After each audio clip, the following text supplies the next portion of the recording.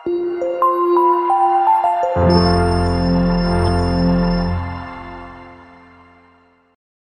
warahmatullahi wabarakatuh. Perkenalkan, nama saya Firdaus Muiz, NPM 10060631438, berasal dari Fakultas MIPA Unisba, Prodi Farmasi. Akan mempresentasikan mengenai penelitian saya, yaitu formulasi larutan nanopartikel mineral tanah lempung, gunung palasari, serta uji aktivitas anti kanker menggunakan metode BSLT atau Brain Shaped Lethality Test. Kanker atau neoplasma merupakan perkembangan dari sel normal melalui mekanisme pertumbuhan dan proliferasi pada sel normal.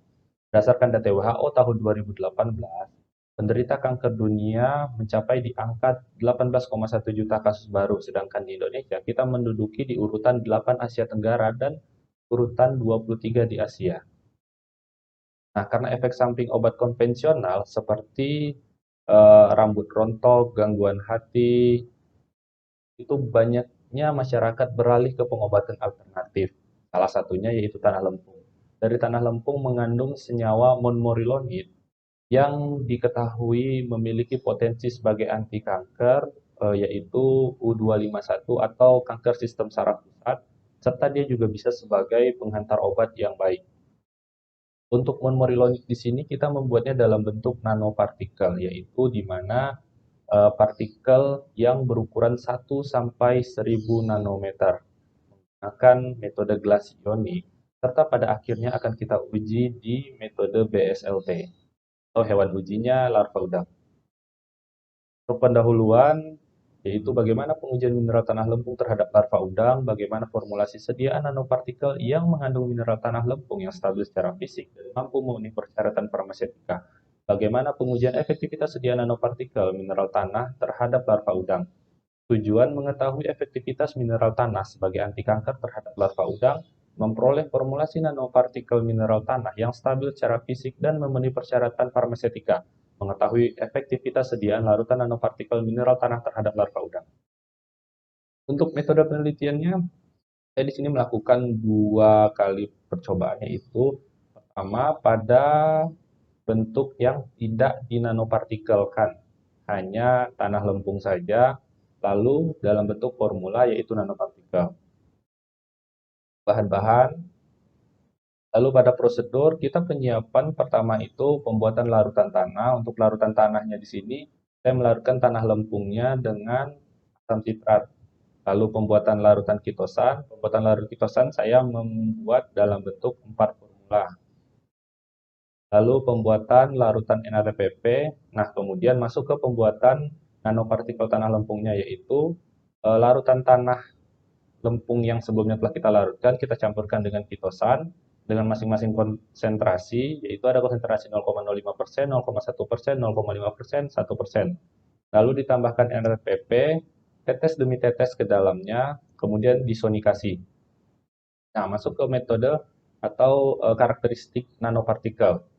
Untuk karakteristiknya, yang pertama itu menggunakan metode PSA atau Particle Size Analyzer, yaitu untuk mengukur ukuran dari partikel sediaan kita. Lalu SEM atau Scanning Electron Microscope untuk mengetahui kondisi morfologi. Lalu di sini zeta potensial untuk mengetahui muatan listrik antara partikel koloid di nanopartikel kita. Nah, masuk di sini pembuatan konsentrasi sampel kontrol, yaitu di sini untuk penggunaan BSLT-nya. Ada 4 konsentrasi yang kita buat, yaitu larutan induk dari tanah, larutan stok, larutan uji, serta kontrol pelarutnya. Untuk uji sitotoksik BSLT-nya, tiap vial yang berbeda konsentrasi kita masukkan 10 ekor larva udang, lalu kita masukkan formula kita tadi yang di awal sebelumnya telah kita buat dalam bentuk nanopartikel, baru kita biarkan selama 24 jam, lalu kita hitung dengan analisis probitnya, baru bisa kita lihat hasilnya. Untuk hasil terlampir, lalu pada kesimpulan, untuk pada tanah lempung di sini yang tanpa formula, saya mendapatkan hasil LC50-nya di 817,523 ppm dan memiliki potensi anti kanker karena LC50-nya kurang dari 1000 ppm. Nah, untuk pada nanopartikel, itu yang paling baiknya ada di konsentrasi 1%, yaitu di 17,096 ppm. Untuk saran di sini yaitu untuk pemilihan pelarut lain selain yang saya gunakan. Kemudian itu untuk mengetahui komponen senyawa di dalam mineral tanah ini selain bentonit, apakah ada senyawa lain yang memiliki potensi sebagai anti kanker, serta uji evaluasi lanjutnya. Eh, jangan hanya BSLT saja, misalnya seperti MTTSI atau anti proliferatif atau apoptosis sel. Daftar pustaka tercantum. Terima kasih. Sekian presentasi dari saya. Mohon maaf apabila ada kesalahan. Saya akhiri dengan wabillahi taufiq wal hidayah. Wassalamualaikum warahmatullahi wabarakatuh.